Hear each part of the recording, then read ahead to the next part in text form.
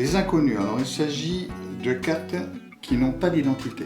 Ce sont des cartes qui n'ont ni dos, ni face. Donc ni dos, ni face. Et ces cartes, nous allons y revenir un peu plus tard. Je vais m'intéresser maintenant à un jeu de cartes d'une famille de 52 cartes. Alors évidemment, ces 52 cartes sont connues puisqu'elles ont toutes des faces et des dos. Mais il y a une carte parmi celles-ci qui m'intéresse plus que les autres. C'est une carte qui représente une figure, voilà, et pas n'importe quelle figure puisqu'il s'agit du valet de trèfle. Et le valet de trèfle est pour moi une carte qui porte chance, d'abord parce que c'est du trèfle, et ensuite c'est un grand voyageur. Il a donc décidé de rendre visite à nos trois inconnus, de faire connaissance avec donc, nos trois inconnus.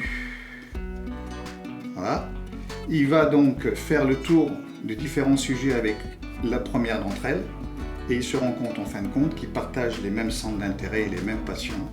Et donc cet inconnu maintenant lui ressemble comme deux gouttes d'eau. La deuxième inconnue, deuxième carte blanche, il fait le tour de différents sujets avec elle. Elle partage les mêmes centres d'intérêt et on se rend compte que finalement la deuxième inconnue lui ressemble aussi comme deux gouttes d'eau. Pour la troisième et dernière inconnue, elle se révèle également être identique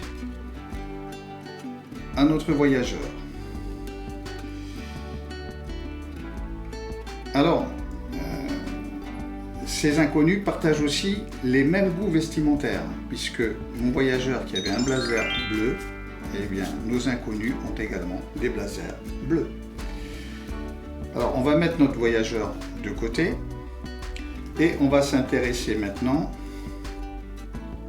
à ce qui se passe au bout de plusieurs années. Et effectivement, au bout de plusieurs années, ces inconnus finissent par tout doucement s'effacer de sa mémoire. Il a donc ici une première inconnue qui s'efface de sa mémoire. Au bout de quelques années supplémentaires, cette fois c'est la deuxième inconnue ici qui s'efface de sa mémoire. Plusieurs années encore plus tard, malheureusement, c'est la troisième inconnue qui s'efface totalement de sa mémoire. Notre voyageur rentre chez lui, mais il faut savoir que pendant son absence, sa famille a déménagé et est allée à l'intérieur des terres. Elle est rentrée dans les terres, à un endroit où il y a de la terre argileuse.